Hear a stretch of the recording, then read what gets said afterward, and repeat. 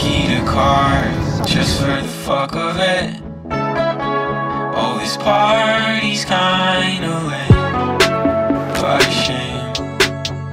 I was kinda looking forward to it. Tell me why I don't deserve it, then just do it to me anyway. It's okay. I was kinda looking forward to it. So I'm here whether Strade Bianche is on or not, because we've still got other stuff we can do. Most pressing matter though, why are the walls of this hotel squashy? Look, I can leave a handprint in it.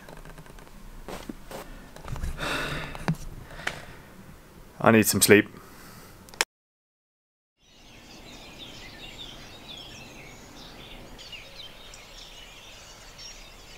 So good morning and welcome back to Italy. As you may have gathered, I'm here to film the Strade Bianche, which is almost definitely cancelled. So I'm going to be hanging out here anyway. We're just near Siena, and Daniele Bennati lives just down the road. He's going to be a new ambassador for Wilier. Obviously he was racing as a pro until recently, so he's just made that transition, and obviously he's going to know these roads pretty well. So I think it would be rude not to do a ride with him. Check out some of the Strade Bianche course, not the whole thing because it's a pretty long race. Let's see what happens. Matteo from Wilier is driving here now, so better put my bike together.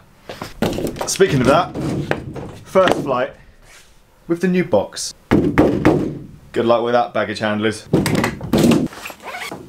Look at that. Easy. I went for the smallest of all the boxes just because space is an issue in my flat, which requires the most disassembly, but to be honest, it doesn't take that long. Pretty much just pedals and handlebars. With that bike in it, helmet, shoes, some of my kit, tools, came to 24 kilos. You know I'm friends with the guy who mows the lawns at the Wilier factory. Well, look at this guy. It's like his brother. Hey man. Back How are you? again, huh? Yeah. You still love being on camera, yeah? Did you miss me? I missed you. Yeah, I know.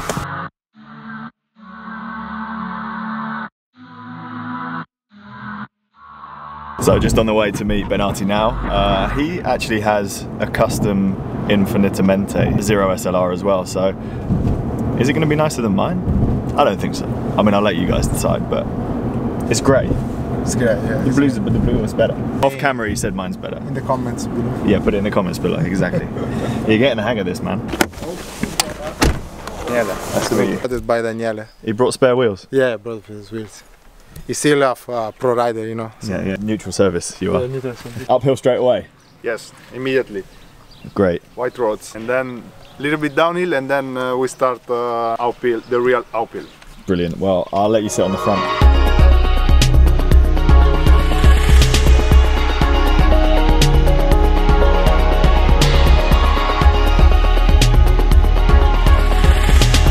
This is brutal, Ciao, man. guys. Brutal. Welcome to the channel. So it's been uphill from the off. How many times have you done this race? I think 6, 7. Yeah? Yeah, You like it? I really like it. Today it's less hard than racing. It's because you're not carrying the camera. Because we start without fatigue in the legs. What's the total distance of the race? 190, I think, but it's really hard. We do around 3,500 meter altitude. Lots of short and steep. Yes, not so long, but sometimes really steep, and also we have some downhill really dangerous, I think. Yeah, it's proper gravel. Yeah. So I'm here out with Daniele doing the last 50k Strade Bianche. Started off just there on some quite aggressive gravel track, or white roads as they call them. Harder than I thought, and you get that kind of washboard effect that you see a lot on gravel. Makes it seriously tough. Now on some smooth tarmac, plugging along nicely. Just about keeping up. You're definitely still strong. Oh no. Oh yeah.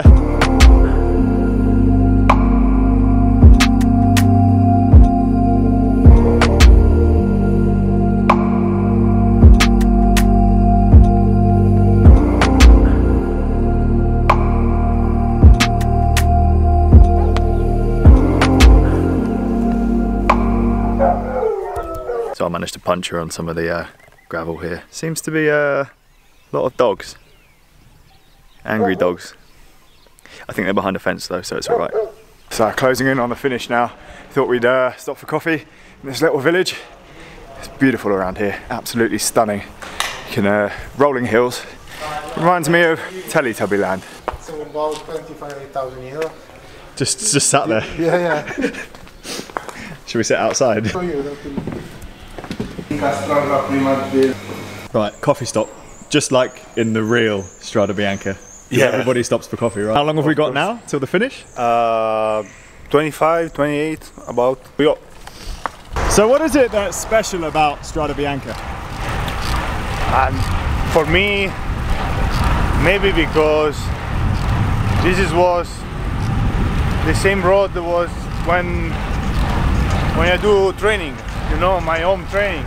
For me, this race was really special. For the weather, of course, for the people, because when I was rider, a lot of people came to see the race. I live not so far from there, so I really like it for that. Do you think you have an advantage because you live close? You know, when you race not so far from your home, you have extra motivation. For me, this race was like a Tour of Flanders for the Belgian rider, maybe. I hope this race can be more important in the future. What's been your best or favourite result here?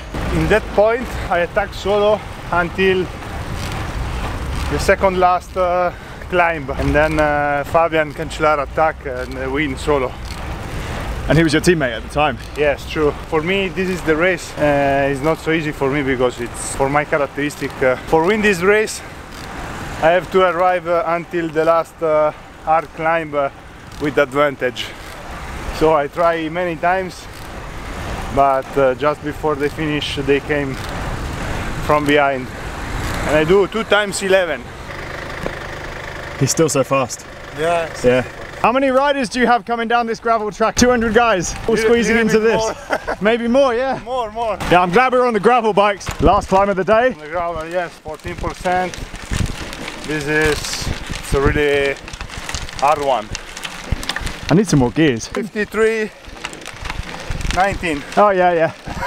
Easy. Whatever. Oh man.